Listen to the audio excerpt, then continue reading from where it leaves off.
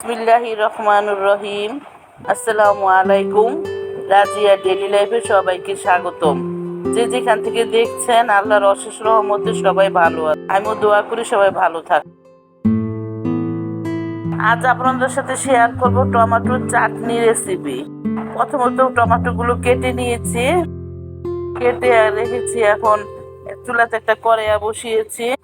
কড়াইয়ের মধ্যে একটু তেল দিলাম আন্দাজ অনুযায়ী।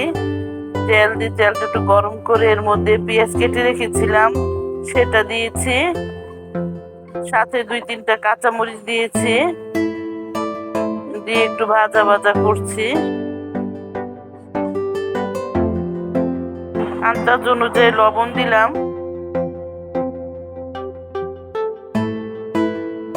লবণ দিয়ে একটু নেড়ে চেড়ে দিচ্ছি। রসুন বাটা দিলাম,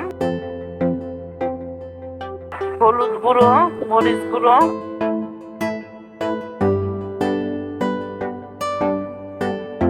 এখন দিয়ে একটু নেড়ে চেড়ে দিচ্ছি।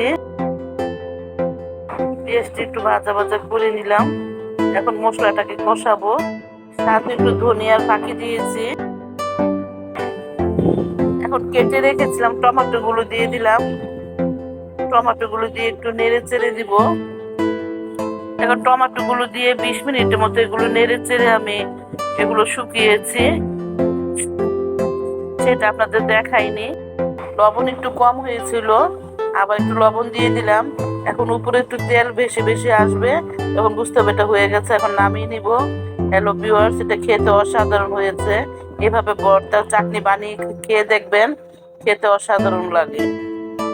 হ্যালো ভিউয়ার্স, এই ভর্তাটা ভাত দিয়ে এবং ভুনা খিচুড়ির সাথে খেয়ে দেখবেন, খেতে অসাধারণ লাগে।